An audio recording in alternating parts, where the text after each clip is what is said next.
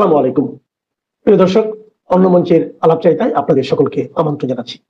বাংলাদেশে ভারত বিরোধী অপপ্রচার এখন একেবারে তুঙ্গে। ওখানকার এক নামী ইউটিউবারের একটা ভিডিও দেখছিলাম, তিনি একটি খবর বেশ ফেনিয়ে বর্ণনা করেছেন। খবরটির উৎস পাকিস্তান। পাকিস্তানের একটি সামাজিক মাধ্যম টাইমস অফ ইসলামাবাদ, এই টাইমস অফ ইসলামাবাদ খবরটি দিয়েছেন। খবরটি কি? টাইমস অফ ইসলামাবাদ বলেছে যে ভারতের গোয়েন্দা সংস্থা RANDAW বা রিসার্চ অ্যান্ড অ্যানালিসিস উইং, তারা বাংলাদেশে ৭১-এর মুক্তিবাহিনীর মতো একটি বাহিনী তৈরি করে তারেক রহমান সরকারের পতন ঘটাবার চেষ্টা করে যাচ্ছে। পত্রিকাটি ওই রিপোর্টে আরও লিখেছে যে ইনকিলাব মঞ্চের নেতা শরীফ ওসমান হাদিকে খুন করেছে ভারতের এই গোয়েন্দা সংস্থা এটা অবশ্য নতুন খবর নয়। হাদি হত্যার আগে থেকেই ভারতের হাত দেখতে পেয়েছিল মোহাম্মদ ইউনূসের সরকার। হত্যার আগেই ভারতের হাত খুঁজে পাওয়ার ব্যাপারটা আপনার ঠিক হজম হলো না, বুঝতে পেরেছি। আসলে কি জানেন, হাদি খুন হলো একটা বড় সড়ো চক্রান্তের ফল, এবং এর দায় যে ভারতের ঘাড়ে চাপানো হবে এই প্ল্যান তো আগেই ভাগেই ছকে রেখেছিল যারা এর খুনের সাথে যারা জড়িত তারা। এটা আমার কথা নয়, এটা বলেছে স্বয়ং হাদির মায়ের পেটের ভাই। তিনি বলেছেন যে হাদিকে খুন করেছে বাংলাদেশের ভেতরে যারা হাদির খুনে লাভ নিতে চেয়েছিল তারা। বিশ্বাস করবেন কিনা আপনার ব্যাপার। পাকিস্তানের টাইমস অফ ইসলামাবাদ হাদির পরিবারের এই দাবি উড়িয়ে দেওয়ার জন্য ভারতের যোগাযোগ খুঁজে পেয়েছে। একই কথা বলেছেন পশ্চিমবঙ্গের হাফ পাকিস্তানি প্রাক্তন মুখ্যমন্ত্রী মমতা ব্যানার্জি। কথাটা হচ্ছে, পত্রিকাটি এই খবর পশ্চিমবঙ্গের পরাজিত মুখ্যমন্ত্রী মমতা ব্যানার্জির কাছ থেকে পেয়েছে, নাকি মমতা ব্যানার্জি তাদের কাছে পেয়েছেন এই খবরটা, সেটা আমি বলতে পারবো না।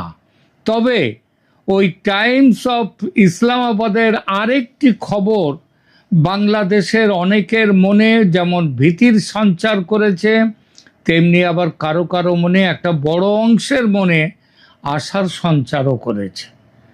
সেটা হলো ভারত নাকি ৭১-এর আদলে মুক্তিবাহিনী তৈরি করে বাংলাদেশের সরকার বদলের চেষ্টা করছে।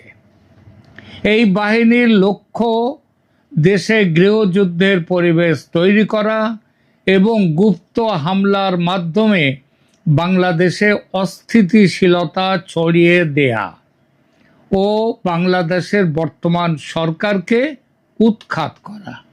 ভারতের মাটিতে বাংলাদেশের মানুষদের দিয়ে মুক্তিবাহিনী তৈরি করে ঝাঁপিয়ে পড়ার এই প্ল্যানে ৭১-এ হেরে বিদায় নিয়েছিল পাকিস্তান। এবারও নাকি তেমন কিছু হতে যাচ্ছে। ভারতের এই পরিকল্পনার ৩টি মূল উদ্দেশ্য রয়েছে বলে জানিয়েছে টাইমস অফ ইসলামাবাদ।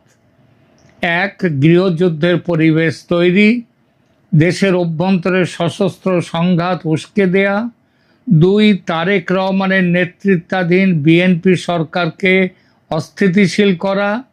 এবং ৩, ২০২৬ সালের জাতীয় নির্বাচনকে প্রভাবিত করার ব্যাপারও ছিল ভারতপন্থী ফলাফল নিশ্চিত করার চেষ্টা, যেটা ভারত ইতিমধ্যেই নাকি করে ফেলেছে। অর্থাৎ ইউনূস সরকারকে হটিয়ে দিয়েছে, দিয়ে তার জায়গায় একটা চেষ্টা করেছে তারেক রহমানকে নিজেদের দিকে নেয়ার। কিন্তু তারেক রহমান যখন আবার উল্টো গান গাইতে শুরু করেছেন, তখন চেষ্টা করছে তারেক রহমানকেই হটিয়ে দেয়া। বাংলাদেশের ইউটিউবার এই খবরটি দেওয়ার সঙ্গে সঙ্গে বাংলাদেশ থেকে বেশ কয়েকটি ফোন পেলাম। সবার একটাই প্রশ্ন, দাদা মুক্তিবাহিনীর যে খবরটা শুনতে পাচ্ছি সেটা কি ঠিক? বললাম এমন একটা কথা, মানে সম্ভাবনা আমার কানেও এসেছে, তবে আমি নিশ্চিত নই, আগে একটু খোঁজ খবর করি তারপর বলছি। আপনি ঘন্টাখানেক পরে ফোন করুন। অতঃপর বসে গেলাম টাইমস অফ ইসলামাবাদের খবরের ফ্যাক্ট চেক করতে। দেখলাম ফ্যাক্ট চেক সংস্থা ডিএফআরএসি, মানে digital forensics research and analysis centre, তারা এই প্রতিবেদনটিকে ভুয়া এবং ভিত্তিহীন দাবি হিসেবে ইতিমধ্যেই চিহ্নিত করেছে এবং বলেছে যে পাকিস্তানপন্থী সোশ্যাল মিডিয়া অ্যাকাউন্টগুলো এই মিথ্যে তথ্য ছড়িয়েছে। ভারতের পররাষ্ট্র মন্ত্রণালয়ও হাদি হত্যায় ভারতের সম্পৃক্ততার মিথ্যা বর্ণনা স্পষ্টভাবে প্রত্যাখ্যান করেছে। কিন্তু এত বড় খবর যে কাগজটা ছড়ালো, সেই টাইমস অফ ইসলামাবাদ, তার ব্যাকগ্রাউন্ডটা কি? পত্রিকাটা সম্পর্কে যা জানলাম সেটা দু কথায় বলি। টাইমস অফ ইসলামাবাদ একটি পাকিস্তানি অনলাইন সংবাদ মাধ্যম, যেটি নিয়মিত ভারত বিরোধী এবং প্রায়শই প্রমাণবিহীন দাবি প্রকাশ করে থাকে। এর আগেও এই পত্রিকায় একাধিকবার ভুল তথ্য ছড়িয়েছে বলে ফ্যাক্ট চেকারদের রিপোর্টে উঠে এসেছে।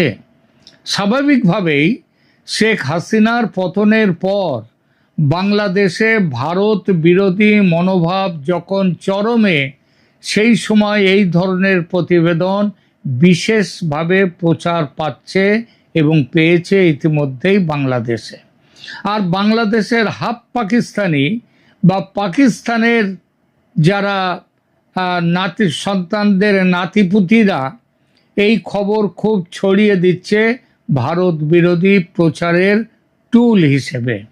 তবে শেষ কথাটি বলি, সত্যিই কি ভারতে ৭১-এর মতো মুক্তিবাহিনী তৈরি হচ্ছে? বাংলাদেশ থেকে পাকিস্তানের জারজ সন্তানদের দূর করে শেখ হাসিনার বাঙালি জাতীয়তাবাদী সরকার পুনঃপ্রতিষ্ঠার জন্য কি সত্যিই মুক্তিবাহিনী তৈরি হচ্ছে ভারতের মদতে? আরও স্পষ্ট করে বলি, ভারতীয় সেনার প্রত্যক্ষ মদতে কি কিছু একটা ঘটতে চলেছে, যেমন হয়েছিল ১৯৭১-এ পাকিস্তানকে তাড়াতে? এর উত্তরে বলবো না, এমন কোনো বিশ্বাসযোগ্য সূত্রের খবর আমার কাছে নেই। কিন্তু সত্যি বলছি, খবরটা যদি সত্যি হতো, মানে সত্যি হলে ভালো লাগতো, খুব ভালো লাগতো। প্রিয় দর্শক, আপনি কি মনে করেন কমেন্ট করে জানান। আওয়ামী লীগের প্রতিষ্ঠা বার্ষিকীতে কাঁপছে ঢাকা, সেনা মোতায়েনের আসল রহস্য কি? দর্শক, আমি শুরুতেই বলতে চাই যে বিএনপি সরকার পঞ্চম মাসে 4 মাস পূর্ণ করে কয়েকদিন হচ্ছে। আজকে এই মুহূর্তে যদি বলে বিএনপি সরকারের ইতিমধ্যে পতন হয়ে গেছে, ফিজিক্যালি পতন না হলেও নৈতিক পতন বা পরাজয় ইতিমধ্যে হয়ে গেছে।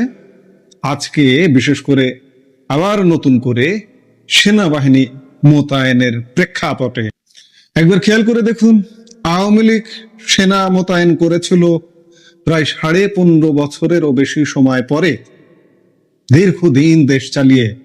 কিন্তু বিএনপি আনুষ্ঠানিকভাবে সেনা মোতায়েন করলো বা মোতায়েন করছে মাত্র পঞ্চম মাসে এসে। গত 2 বছর ধরে সেনাবাহিনী মাঠে আছে সেটা আলাদা কথা, সেটা তো আওয়ামী লীগ মোতায়েন করেছিল। আবার বিএনপির পক্ষ থেকে বলা হচ্ছে, আজকে স্বরাষ্ট্রমন্ত্রী বলেছেন যে সেনাবাহিনী গত 15 জুন থেকে উঠে গেছে। আপনি কি বিশ্বাস করেন? এই সরকারের অনেক কিছু আমি বিশ্বাস করি না। সেনাবাহিনী যে উঠে গেছে 15 তারিখ থেকে, কোনো গণমাধ্যমে কোনো খবর আছে? কোনো অফিসিয়াল আনুষ্ঠানিক ঘোষণা আছে যে সেনাবাহিনী মাঠ থেকে উঠে গেল? সেনাবাহিনী আসলে উঠে যায়নি। একটা বড় অংশ উঠে গেছে, যেটি 30,000 থাকতো গত 1.5 বছর ইউনূসের আমলে। 30,000 আপনাকে পাহারা দিয়ে রেখেছিল, কিন্তু অর্ধেকটা মাঠে ছিল, আছে। সরকার বলছে উঠে গেছে, কিন্তু আসলে কি উঠে গেছে? আর এরই মধ্যে আবারও সেনাবাহিনী মোতায়েন করা হলো বা নামানো হলো। একটা সিভিল সরকার, একটা নির্বাচিত সরকার, একটা গণতান্ত্রিক সরকার সেনাবাহিনী মোতায়েন করে, ভাবতে পারছেন? সেনাবাহিনী কোন পর্যায়ে মোতায়েন করা হয়? এক্সট্রিম লেভেলে। পুলিশ ফেল করে, র্যাব ফেল করে, তখন কি নামে? বিজিবি নামে। বিজিবি ফেল করে, তখন সেনাবাহিনী নামে। কিন্তু সরকার এতটাই আতঙ্কিত, যার কারণে কোন রকম রিস্কের মধ্যে নেই, সরাসরি সেনাবাহিনী নামিয়ে দিল। আওয়ামী লীগ নিষিদ্ধ, তাদের প্রকাশ্যে কোনো কর্মসূচি নেই। অন্তর্বর্তী সরকার পার হয়ে এখন দেশে নির্বাচিত সরকার, কিন্তু হঠাৎ এমন কি ঘটলো? দেশের 4টি মেগা সিটি সহ 6 জেলায় আবারও জরুরি ভিত্তিতে সেনা মোতায়েন করতে হলো। তাও আবার গত সপ্তাহে মাঠ থেকে তথাকথিত সেনা প্রত্যাহারের পর স্বরাষ্ট্রমন্ত্রী সালাউদ্দিন আহমেদের হঠাৎ এই ঘোষণায় জনমনে এখন কোটি টাকার প্রশ্ন। আওয়ামী লীগের একটি প্রতিষ্ঠা বার্ষিকী ঘিরেই কি তবে নড়বড় হয়ে গেল ঢাকার মসনদ, নাকি পর্দার আড়ালে অন্য কোনো বড় বিপদের গন্ধ পাচ্ছে গোয়েন্দারা?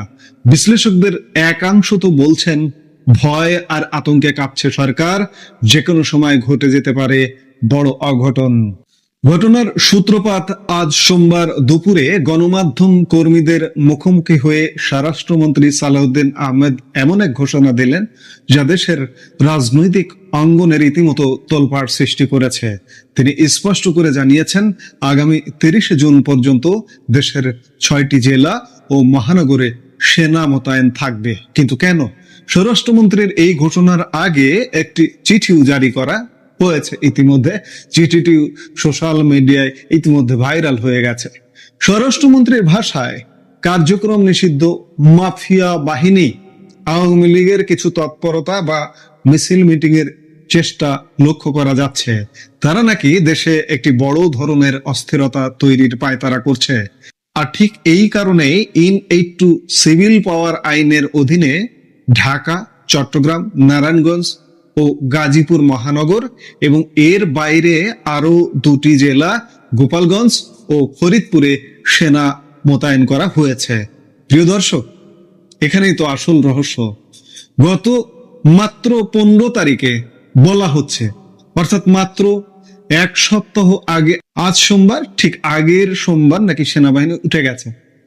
আমি শুরুতেই বলেছি যে কোনো ঘোষণা কোথাও দেখেছেন? কোনো অফিসিয়াল ঘোষণা, কোনো চিঠি দেখেছেন?